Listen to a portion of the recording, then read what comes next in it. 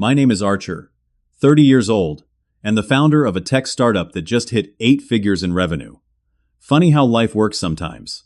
Growing up, I was the forgotten child, while my parents poured $50,000 into my sister Ashley's modeling career. They claimed poverty when I needed help with college, yet somehow found money for her photo shoots and runway classes. That betrayal became the foundation of my success story. Before I dive into how my family's betrayal became my greatest motivation, let me know where you're watching from in the comments. Don't forget to like and subscribe if you want more stories about turning family betrayal into personal triumph. I grew up in a quiet suburban neighborhood just outside Chicago. Our house was modest but comfortable, sitting on a tree-lined street with other middle-class families. From the outside, we probably looked like the perfect American family: mom, dad, son, and daughter living the dream. But inside those walls, the reality was very different. My parents, Robert and Linda, never tried to hide their favoritism. My sister Ashley was their pride and joy from the moment she was born. 3 years younger than me, she had the kind of conventional beauty that turned heads even as a child: blonde hair, bright blue eyes, and a natural charm that drew people in. My parents absolutely adored her. I wasn't jealous of Ashley herself. She was just a kid, enjoying the attention any child would want. The problem was how obvious my parents made the disparity between us. While I was certainly no supermodel, I wasn't lacking in other areas. I excelled academically, consistently bringing home straight A's and awards from science competitions. But those achievements were always met with a quick "that's nice" before the conversation immediately pivoted back to Ashley. Our birthday celebrations perfectly illustrated this difference. For my 10th birthday, I received a practical gift: a backpack for school and some new clothes. 2 months later, Ashley's 7th birthday featured a professional party planner, a bounce house, a magician, and gifts that cost more than all my presents from the previous 3 birthdays combined. Christmas mornings followed the same pattern. I vividly remember when I was 14 and Ashley was 11. I woke up excited, still young enough to feel the magic of the holiday. Under the tree, I found 3 modestly wrapped packages with my name. Inside were socks, a winter coat, which was necessary, not a gift in my opinion, and a basic calculator for math class. Ashley, meanwhile, unwrapped a mountain of presents: a new bike, an expensive doll collection. She'd been wanting designer clothes and electronic gadgets. "Ashley just has more specific interests than you do, Archer," my mother explained, when she noticed my disappointment. "You're so easy to shop for because you're practical."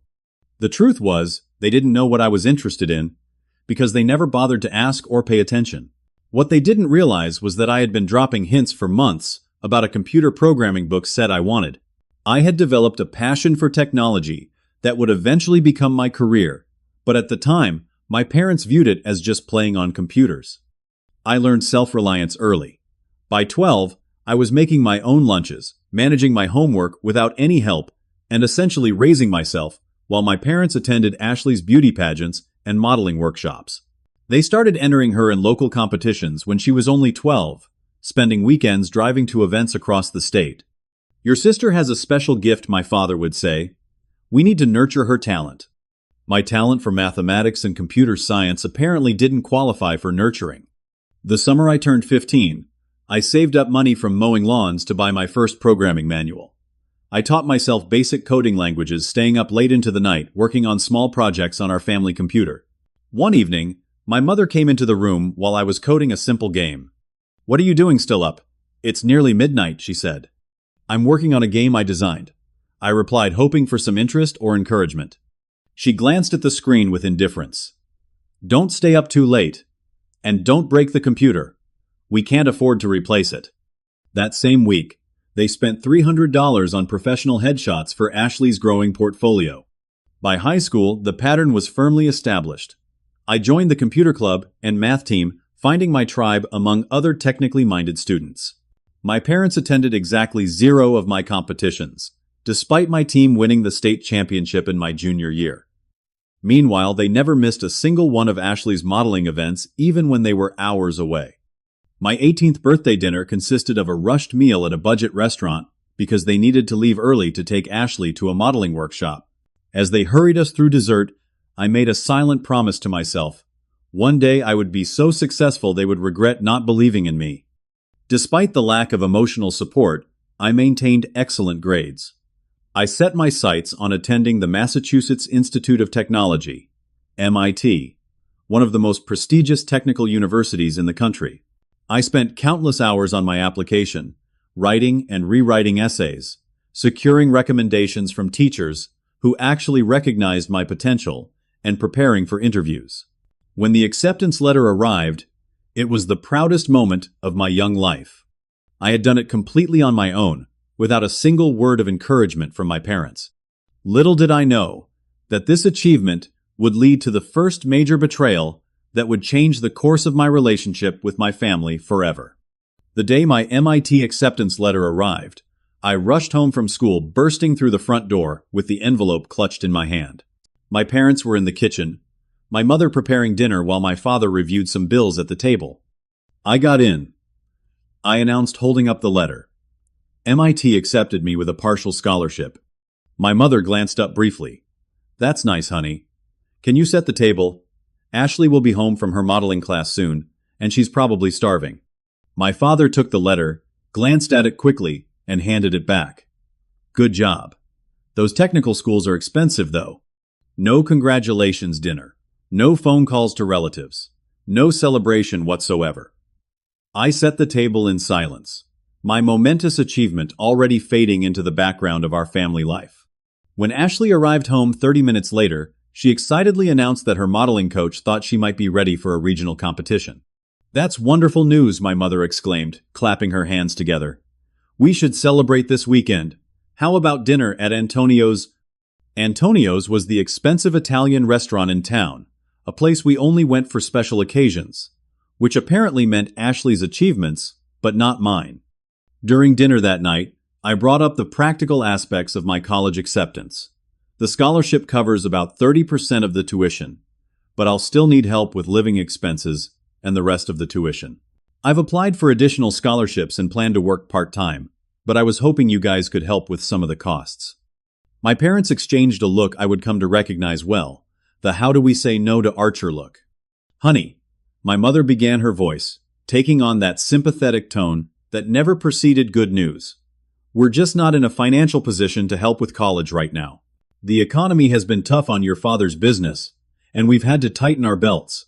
My father nodded solemnly. "We're barely making mortgage payments as it is. You're smart, you'll figure out loans and work-study programs. Plenty of students put themselves through college." I looked down at my plate, pushing pasta around with my fork. "I understand," I said, though I didn't. "Not really. Not then." 2 weeks later, I overheard my parents discussing finances in their bedroom. I hadn't meant to eavesdrop, but as I passed by their door on my way to the bathroom, I heard my name and paused. "Archer's going to be fine," my father was saying. "He always lands on his feet. But this opportunity for Ashley could be her big break." "I know," my mother replied. "$5,000 for the intensive summer modeling program is steep, but her coach says she has real potential. This could lead to serious money down the road." I stood frozen in the hallway. $5,000 they couldn't afford to contribute toward my education was apparently available for Ashley's modeling program. I walked back to my room in a daze, a cold realization settling in my stomach. Their claim of financial hardship was selective at best and a complete lie at worst. I left for MIT that fall with maxed-out student loans, a part-time job already lined up at the university library, and a growing sense of resentment toward my family. During orientation week, I watched other parents helping their children move in, setting up dorm rooms, making beds, and having tearful goodbyes. My parents dropped me off with a quick hug, explaining they couldn't stay, because they needed to get back for Ashley's portfolio shoot the next day. My first semester was brutally difficult. MIT's academic rigor was legendary for a reason, and balancing a full course load with 20 hours of work weekly left me perpetually exhausted. I survived on ramen noodles and coffee, often studying until 3 in the morning, before waking up at 7 for classes. When I called home every Sunday, the conversations invariably centered around Ashley's latest modeling developments. My mother would excitedly share stories about photographers who thought she had the look, or agencies that showed interest. "We just invested in some professional lighting equipment for her home shoots," my father mentioned casually during one call. "It cost a pretty penny, but you have to spend money to make money in this business. The pretty penny turned out to be $3,000, as I discovered when I came home for Thanksgiving break. The equipment was set up in what had once been our family room, now converted into a makeshift photography studio. My old bedroom had been partially transformed into a storage space for Ashley's growing collection of outfits and accessories. During that same break, I discovered a stack of bills in my father's office while looking for a stapler. I shouldn't have looked, but something compelled me to flip through them. What I found confirmed my suspicions: receipts for photography sessions totaling $2,000, modeling coach payments of $350 weekly, and a new MacBook Pro specifically for editing Ashley's photos, another $2,000. Meanwhile, I was working myself to exhaustion to afford basic necessities at school. When I returned for spring semester, I took on a second job at a local coffee shop to make ends meet. My grades suffered slightly, but I maintained a respectable GPA despite the punishing schedule. I called home less frequently, tired of hearing about Ashley's modeling career while my own struggles were ignored. The summer after my freshman year, I chose to stay in Boston, subletting a tiny apartment with 3 other students and interning at a small tech company. The internship paid barely enough to cover ramen and rent, but it gave me valuable experience. When I explained to my parents that I wouldn't be coming home, they seemed almost relieved. "That's probably for the best," my mother said. "We're going to be traveling with Ashley to New York for a big casting call anyway. The agent thinks she could book a national commercial."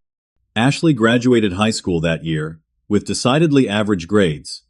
Rather than pursuing college, she announced she would be focusing full-time on her modeling career.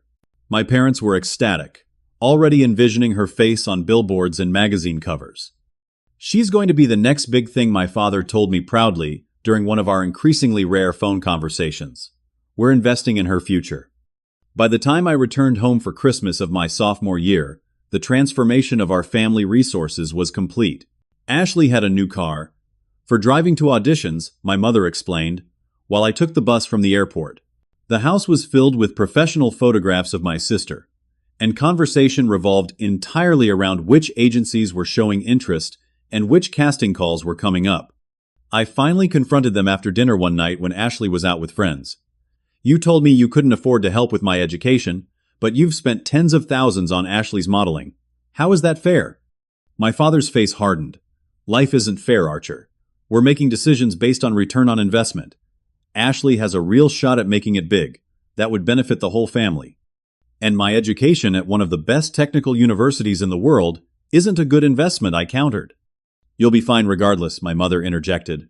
"You're smart and resourceful. Ashley needs this boost to get her career off the ground."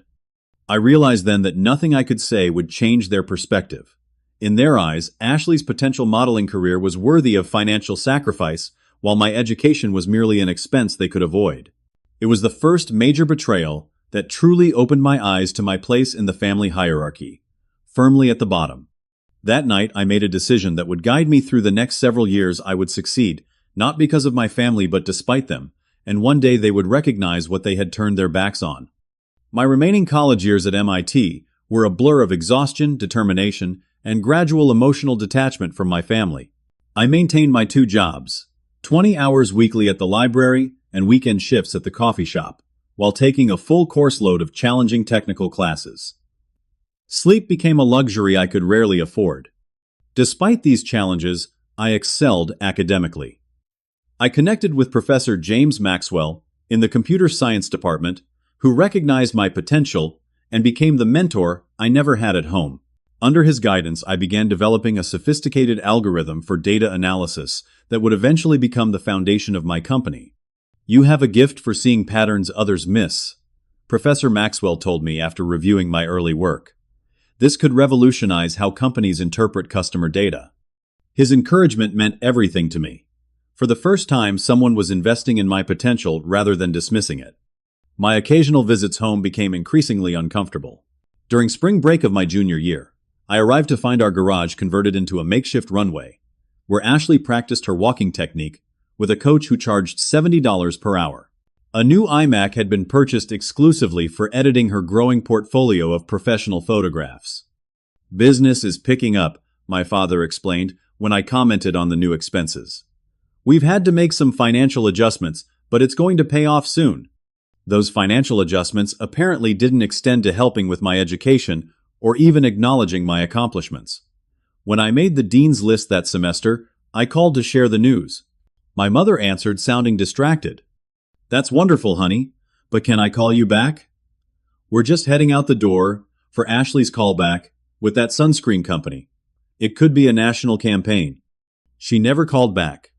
The contrast between how my parents treated Ashley and me became painfully obvious during our respective 21st birthdays. For mine, which fell during finals week, I received a text message from my mother. "Happy birthday. Good luck on exams. No card, no gift, not even a phone call." 3 months later, Ashley's 21st birthday was celebrated with a lavish party at an upscale venue. I wasn't able to attend due to work and classes, but the dozens of photos posted online showed an event that must have cost thousands. My father even gave a touching speech about how proud they were of their beautiful, talented daughter who was destined for greatness. After seeing those photos, I stopped sharing my achievements with my family entirely. Why bother when they clearly weren't interested? I poured all my energy into my studies and my growing side project, a software platform that could analyze consumer behavior patterns with unprecedented accuracy. By my senior year, I had formed a small team with 2 other technically gifted students, Thomas and Rebecca. We worked nights and weekends refining the algorithm and building a user-friendly interface around it. "This has serious commercial potential," Thomas said one night as we reviewed our progress. "We should consider turning this into a real company after graduation." The idea took root, giving me a vision beyond just completing my degree. While my parents were betting everything on Ashley's modeling career, I was quietly laying the groundwork for my own success. Speaking of Ashley's career, despite the significant financial investment, it wasn't progressing as my parents had hoped. She booked a few small local commercials and appeared in some regional catalogs, but the national breakthrough they expected remained elusive. This didn't stop them from continuing to pour money into it. New portfolios traveling to auditions in Los Angeles and New York, even cosmetic dental work to perfect her smile. When graduation approached, I received honors recognition for my academic performance and innovative work. The ceremony would include a special acknowledgement for students graduating with distinction. I hesitantly mentioned this to my parents during a rare phone call. That's when my father asked, after I explained the details. "May 15th, I repeated. "The ceremony starts at 10 in the morning." There was a pause then. "Oh, that's the same weekend as Ashley's big audition in Miami. We've already booked non-refundable flights and accommodations." I wasn't surprised, but the pain was still sharp. "I understand," I said flatly. "You know we'd be there if we could," my mother added quickly. "But this could be Ashley's big break. The agency said she's perfect for this campaign." On graduation day, I sat among my peers, watching other families beam with pride as their children received their degrees. Professor Maxwell noticed me sitting alone and made a point to congratulate me personally after the ceremony. "Your parents don't know what they're missing," he said kindly. "You're going to do remarkable things, Archer." His words meant more than he could know. That evening, I received a brief text from my mother, Hope. "Graduation went well. Ashley got a callback for the swimwear campaign. No congratulations on my degree or academic honors. No acknowledgement of my achievement. Just more news about Ashley." I returned home one last time before moving to San Francisco to launch our startup. During dinner, I overheard my parents discussing finances in hushed tones. My mother was concerned about the credit card debt they'd accumulated. "We've put almost $50,000 into Ashley's career so far," she whispered. "We have to keep going. We can't give up now." $50,000. The amount echoed in my head all night. $50,000 they couldn't afford to put toward my education had been readily available for Ashley's struggling modeling career. The final confirmation of their lies felt like a door closing permanently on my relationship with my parents. I left for California the next day without looking back, determined to build my future far away from the family that had never believed in me. The early days of our startup in San Francisco were brutally difficult. Thomas, Rebecca, and I rented a tiny 2-bedroom apartment in a questionable neighborhood, converting the living room into our office space. We survived on instant noodles and the cheapest fast food we could find, pouring every cent we had into developing our software platform. The tech industry was fiercely competitive. Dozens of other startups were developing data analysis tools, and we struggled to differentiate ourselves in a crowded market. Potential investors would listen politely to our pitches, before declining with variations of interesting concept, but not quite what we're looking for. 6 months into our venture, our meager savings were nearly depleted. I was skipping meals to make rent payments, and the stress was beginning to affect my health. When our landlord raised the rent by $300 monthly, I faced the very real possibility of homelessness. In desperation, I swallowed my pride and called my parents. It had been months since we'd spoken, and the conversation was awkwardly formal. "Things are really tight right now," I explained after exchanging pleasantries. "The business is just getting off the ground, and I'm having trouble making rent." I wouldn't ask if it wasn't serious, but I could really use a short-term loan of about $2,000. "I'll pay it back as soon as we secure funding." The silence on the other end lasted several seconds before my father cleared his throat. "Son, we'd help if we could, but we're completely broke right now. Ashley's career has required some significant investments lately. She's been signed by a new agency, and there were fees involved plus new portfolio shots. We've actually had to take out a second mortgage on the house." My mother chimed in, her voice laced with forced sympathy. "We're struggling to pay our own bills, Archer. Maybe you should consider coming home and getting a stable job until this startup thing pans out." I ended the call shortly after a cold knot forming in my stomach. They were still pouring money into Ashley's modeling career while refusing to help me through a genuine crisis. 2 weeks later, I was evicted from the apartment when we couldn't make rent. Thomas and Rebecca moved in with friends temporarily, but I had no such safety net in San Francisco.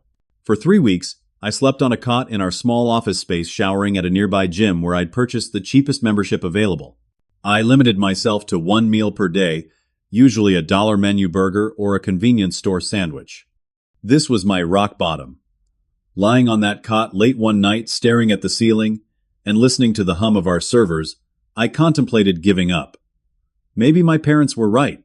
Maybe this startup thing was just a pipe dream. The next morning, I woke to an email that would change everything. Martin Griffith, a partner at Horizon Ventures, a small but respected venture capital firm, had seen our presentation at a tech meetup the previous month and wanted to discuss potential investment. "Your approach to predictive analytics is unique," he wrote. "I'd like to see a more detailed demonstration of the platform's capabilities." We met Martin at a coffee shop near our office. I was careful not to let him see my sleeping arrangement. Thomas handled the technical presentation while I explained our vision for the company. Rebecca demonstrated how the platform had accurately predicted consumer behavior patterns in our initial test cases. Martin asked pointed questions challenging our assumptions and testing the depth of our knowledge. After 2 hours, he leaned back in his chair. "I think you're onto something significant here," he said. "Horizon would like to offer you $500,000 in seed funding for 20% equity." It wasn't a massive investment by Silicon Valley standards, but it was enough to keep us afloat, hire a couple more developers, and move into a real office space. More importantly, it was validation that our idea had genuine potential. With the funding secured, I found a small studio apartment and focused entirely on growing the company. We rebranded as Data Insight and refined our platform to target e-commerce businesses specifically. Our algorithm could analyze customer browsing patterns and predict purchasing behavior with remarkable accuracy, allowing online retailers to optimize their marketing efforts. Our first paying client was a mid-sized clothing retailer struggling with online sales conversion. Within 3 months of implementing our system, their sales increased by 32%. They became our most enthusiastic champions, referring us to other businesses in their network. Gradually, our client list grew. 6 months after the initial investment, we were cash flow positive, a rare achievement for an early-stage startup. Martin introduced us to larger investors, and we secured another round of funding, this time $2 million for 15% equity. We expanded the team to 15 people, moved into a proper office in the Soma district, and continued refining our technology. I still lived in my small studio apartment and drove a used car, reinvesting most of my salary back into the company. The memories of sleeping on that office cot were still fresh enough to keep me frugal, despite our growing success. 2 years after our launch, TechCrunch featured data insight in an article about promising analytics startups.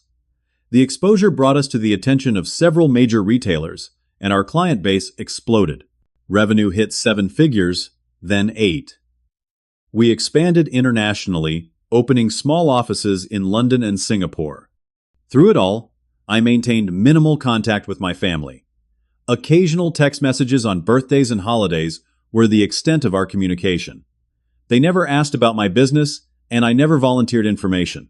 As far as they knew, I was still struggling with my startup thing. I was too busy building my company to dwell on family resentments, but the wound of their betrayal never fully healed. Sometimes late at night, after a successful day of closing deals or solving technical challenges, I would wonder if they would ever recognize what they had dismissed so easily. 3 years after our humble beginning, Data Insight had grown to over 100 employees, with annual revenue exceeding $10 million. My personal net worth on paper was now in the millions. I had finally moved into a comfortable condo in a nice neighborhood, though I still lived relatively modestly compared to many successful tech founders. The real validation came when Innovate magazine named me to their 30 under 30 list of promising young entrepreneurs. The feature included my photograph and a detailed profile of how I had built Data Insight from nothing into a technology leader in just a few short years. 2 days after the magazine hit newsstands, my phone rang with a number I hadn't seen in nearly a year, my father's cell phone. I stared at my phone as it continued to ring. Part of me wanted to ignore it to maintain the emotional distance I'd carefully constructed over the years, but curiosity won out. What could have prompted this rare direct contact? "Hello," I answered, keeping my tone neutral. "Archer's son. How are you?" My father's voice was uncharacteristically enthusiastic. "We just saw the article about you in Innovate magazine. Why didn't you tell us your company was doing so well?" The question carried an absurd irony. For years, they had shown zero interest in my career or well-being. Now, suddenly, they were acting like proud parents. "It's been a gradual process," I replied cautiously. "The magazine made it sound more overnight than it actually was." "Well, we're just so proud of you," my mother chimed in, apparently on speakerphone, "our son, a successful tech entrepreneur. We always knew you were smart." The revisionist history was jarring. Had they convinced themselves they'd been supportive all along? "Actually, I don't recall you showing much interest in my career," I said, unable to completely hide the edge in my voice. There was an awkward pause before my father changed the subject. "We'd love to see you, Archer. It's been too long. Why don't you come visit? We could catch up properly." After some back and forth, I reluctantly agreed to visit the following weekend. Something about their sudden interest felt off, but perhaps this was an opportunity for healing. Maybe they had reflected on their past behavior and wanted to make amends. I flew back to Chicago and rented a car at the airport, driving the familiar route to my childhood home. The neighborhood looked much the same, though the house itself appeared slightly more worn than I remembered. The paint was peeling in places, and the lawn needed attention.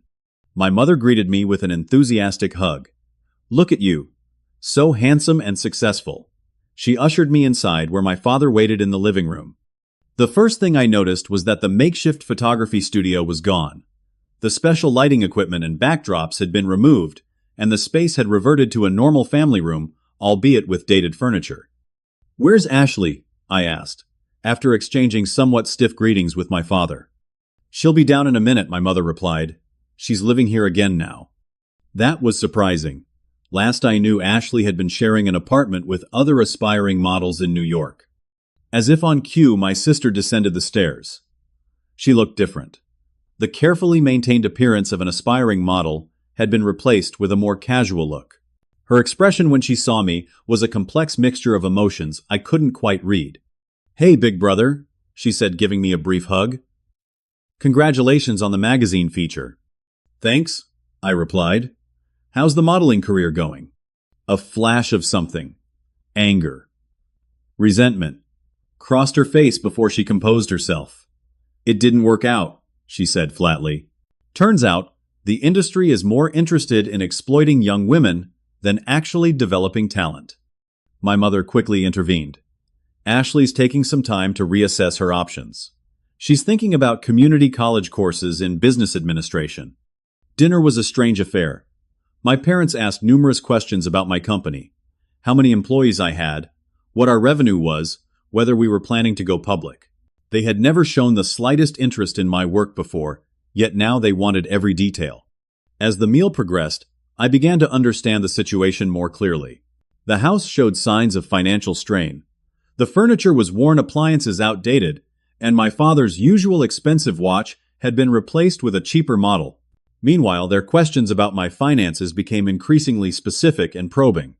After dinner, while Ashley helped my mother clear the dishes, my father invited me to his study, once a showcase of moderate success, with its leather furniture and mahogany desk, now looking shabby and neglected. So he said once we were seated, "Your mother and I have been thinking. We're getting older, and this house is becoming too much for us to maintain.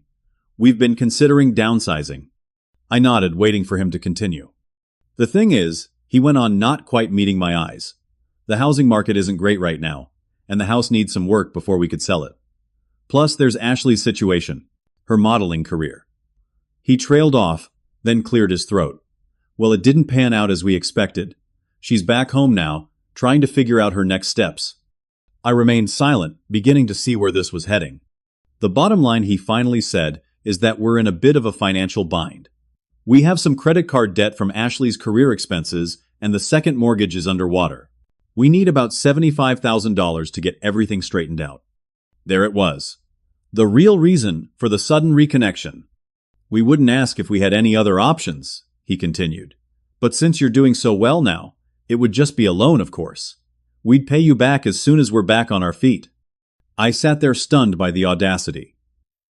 After years of neglect and favoritism, after refusing to help me when I was on the verge of homelessness, they were now asking for a substantial loan. "Let me make sure I understand," I said slowly. "You invested $50,000 in Ashley's modeling career, which failed. You took out a second mortgage on the house to fund this failed venture. And now you want me to bail you out." My father's expression hardened. "That's a pretty cold way to look at it. We're family, Archer. Family helps each other." "Family helps each other," I repeated. Where was that philosophy when I was sleeping on an office floor because I couldn't make rent? When I called you begging for $2,000 to avoid eviction? "That was different," he protested. "We genuinely didn't have the money then." "You had enough to keep funding Ashley's career," I pointed out. "You had enough for new photography equipment and modeling coaches." My mother entered the room, having overheard our conversation. "Archer, I know you're still upset about the past, but that's water under the bridge. We did the best we could with what we had. We always believed in you. We knew you'd be fine without our help. You've always been the independent one."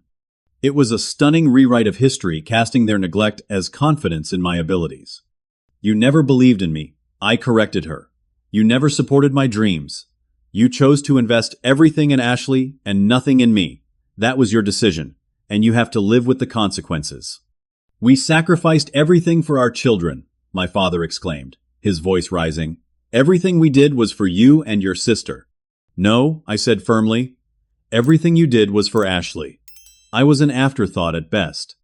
Ashley appeared in the doorway, her expression troubled. "Don't blame me for this, Archer. I didn't ask them to spend all that money." "I don't blame you," I assured her. "You were just a kid, following their lead. They're the ones who made these choices." I stood up, needing space to process the anger and hurt swirling inside me. "I need some air. I'll be back later." Without waiting for a response, I walked out of the house and got in my rental car. I drove aimlessly for an hour, trying to sort through my feelings. The audacity of their request was breathtaking. After years of showing no interest in my life or success, they had reached out solely because they needed money. What hurt most was their complete lack of acknowledgement of the past. There was no apology, no recognition of how they had failed me as parents. Instead, they had constructed a narrative where their neglect was somehow an expression of confidence in my abilities. When I finally returned to the house, everyone had gone to bed except Ashley, who was sitting on the front porch swing. "They really screwed up with you, didn't they?" she said, as I sat beside her. I nodded, surprised by her perception. "I didn't see it when we were kids," she continued. "I was too busy enjoying being the favorite. But looking back now, It was pretty obvious. We talked for hours that night, really connecting as adults for the first time. Ashley explained how the modeling career had slowly imploded, how each big opportunity had led nowhere, how she'd eventually realized she'd wasted years of her life pursuing an unrealistic dream. I'm 27 with no college degree, no real work experience, and nothing to show for the last decade, she confessed. Meanwhile, you built something real despite having no support. Her insight and honesty were unexpected. I found myself feeling sorry for her. She had been as much a victim of our parents' poor judgment as I had been, just in a different way. I left the next morning without making any commitment about the loan. The reunion had only reinforced what I already knew. My parents saw me as a resource, not as a son they valued. Their sudden interest in my life was transactional, not emotional. As I drove to the airport, I considered cutting ties completely. Why maintain even minimal contact with people who had consistently shown they didn't value me? But something held me back from making that final break. Perhaps the lingering hope that someday they might truly recognize and acknowledge what they had done. The flight back to San Francisco gave me time to process the emotions stirred up by the visit home. Anger, hurt, and resentment swirled alongside more complex feelings. Pity for my sister's wasted potential, a strange sense of vindication at my own success, and lingering questions about what constitutes family obligation. I spent the next week distracted at work, replaying conversations with my parents and sister. My friend Marcus, one of the few people who knew my full family history, invited me to dinner to discuss what had happened. So they just asked for $75,000. No apology, no acknowledgement of how they treated you, he asked incredulously, as we sat at his kitchen table. None, I confirmed. They rewrote history to make it seem like they always believed in me, like their neglect was actually some kind of tough love strategy. Marcus shook his head. That's gaslighting, pure and simple. They failed you as parents, and now they're trying to avoid taking responsibility. The thing is, I said, picking at my food, part of me wants to just tell them to figure it out themselves. They made their bed, let them lie in it. But another part feels like that's just perpetuating the cycle of hurt. You don't owe them anything, Marcus pointed out. Most people in your position would cut them off completely. I know. But would that make me any better than them? Just thinking about my own interests and ignoring family ties when they're inconvenient? We talked late into the night, examining the situation from every angle. Marcus played devil's advocate, challenging me to consider what I truly wanted from my relationship with my family going forward. The next day, I drove through the neighborhood where I grew up. Our modest house was 15 miles away, but I wanted to reconnect with the broader context of my childhood. I parked near my old elementary school and walked around the playground, now updated with modern equipment, but still recognizable. Standing by the swings where I used to play alone while waiting for my parents to pick me up, they were often late, busy with Ashley's activities. I had a moment of clarity. My success wasn't just about proving my parents wrong. It was about proving myself right. I had believed in my potential even when no one else did, and that self-belief had carried me through the darkest times. The realization was both empowering and liberating. My parents' approval or recognition no longer mattered. I had validated myself through my own achievements. This freedom from needing their acknowledgement opened a door to a different perspective on the current situation. What if I helped them, but on my terms, not out of obligation or a need for their gratitude, but as a demonstration of breaking the cycle they had created? I could show them what genuine family support looked like while still maintaining boundaries that protected my own well-being. Over the next week, I consulted with my financial advisor Jennifer about structured ways to provide assistance without enabling harmful patterns. You could establish a trust with specific conditions, she suggested. That way you're helping with their immediate financial needs while encouraging responsible behavior going forward. I liked the approach. It was compassionate without being naive. I spent several evenings drafting a comprehensive proposal, one that addressed both the financial issues and the underlying family dynamics. As I worked on the document, I realized I was also creating a roadmap for healing, not just for my parents' finances, but potentially for our relationship as well. The process would require them to acknowledge past behaviors and commit to change. Whether they could do that remained to be seen. The hardest part was examining my own motives. Was I genuinely trying to help? Or was this an elaborate way to make them acknowledge their failures? Was I extending an olive branch or exacting subtle revenge by forcing them into a position of accountability? After much soul-searching, I concluded that my intentions were mixed, as human intentions often are. Yes, part of me wanted them to face what they had done, but a larger part genuinely wanted to create an opportunity for growth and healing for all of us. I finalized the document and booked a flight back to Chicago for the following weekend. Whatever happened next would be their choice. I was simply offering a path forward that served everyone's best interests while honoring the truth of our shared history. Before leaving, I had one more conversation with Marcus. "Are you sure about this?" he asked. "They might reject your offer entirely. They might get angry that you're not just handing over the money. Are you prepared for that?" I nodded. "I'm not expecting gratitude or even acceptance. I'm doing this because it's the right thing for me. It allows me to be generous without being a doormat. What they do with the opportunity is up to them." As my plane touched down in Chicago, I felt a strange calm. For the first time in my adult life, I was approaching my family from a position of emotional strength, not hurt or need. Whatever happened next, I knew I was acting in alignment with my own values, not reacting to their treatment of me. That, I realized, was perhaps the most important victory of all. I arrived at my parents' house unannounced on Saturday morning, the folder containing my proposal tucked under my arm. My mother answered the door, surprise evident on her face. "Archer, we weren't expecting you." "Come in! Come in!" My father appeared from the kitchen, coffee mug in hand. "Son, good to see you. Are you here for the weekend?" "Just for today," I replied. "I wanted to discuss your financial situation in person. Is Ashley here?" "She's at a job interview," my mother said. "Her first in years.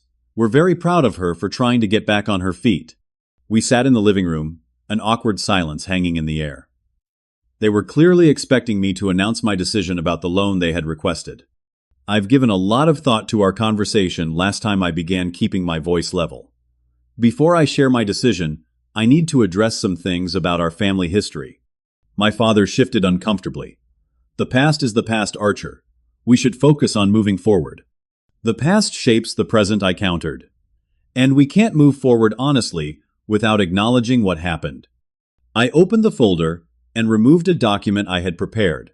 A detailed accounting of the financial support they had provided to Ashley versus me over the years, based on what I knew and conservative estimates for what I didn't.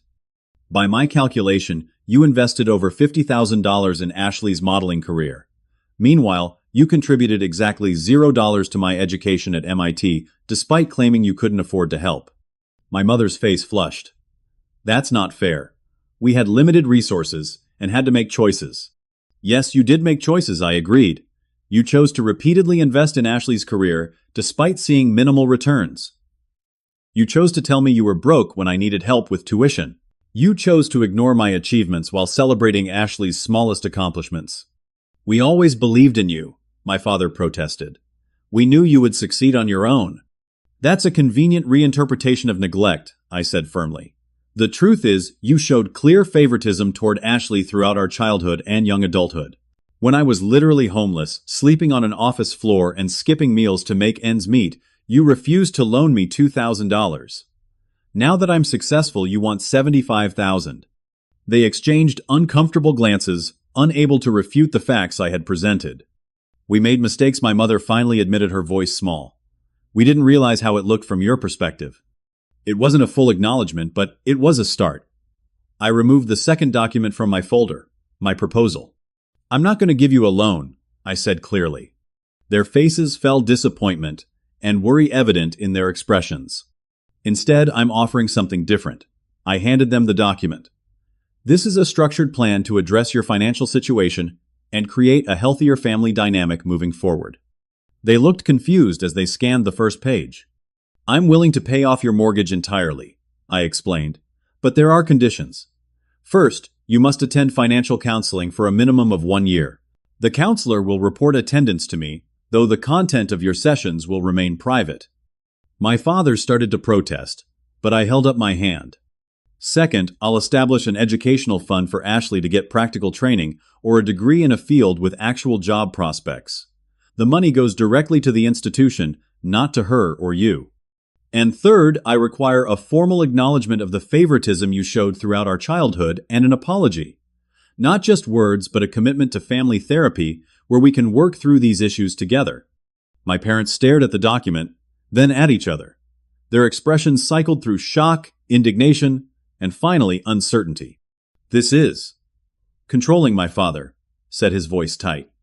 "You're using your money to dictate how we live our lives." "No," I corrected him.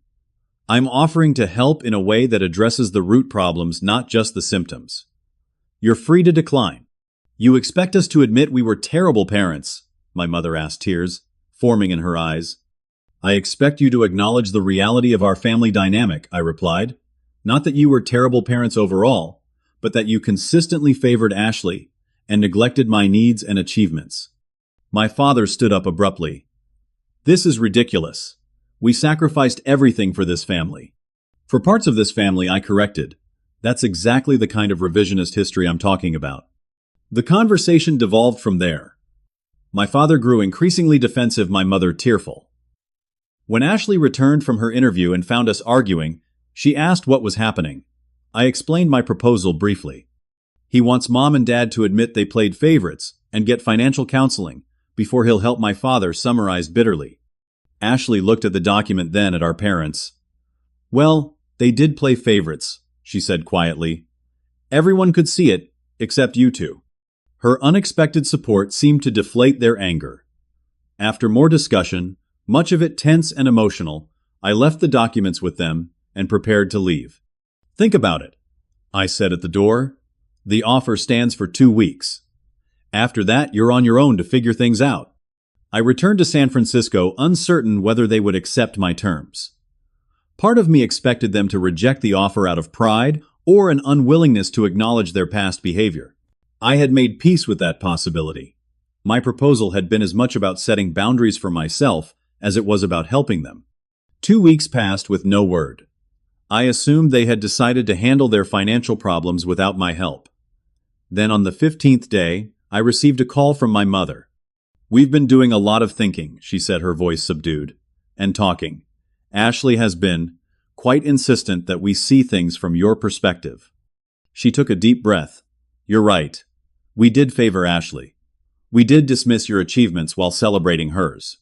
We did refuse to help you when you needed it, while spending lavishly on her career. We were wrong. And we're sorry." The words I had waited years to hear landed with surprising gentleness. There was no triumph or vindication, just a quiet acknowledgement that something broken might finally begin to heal. "We'd like to accept your offer," she continued. "All of it. The financial counseling, the education fund for Ashley, the family therapy.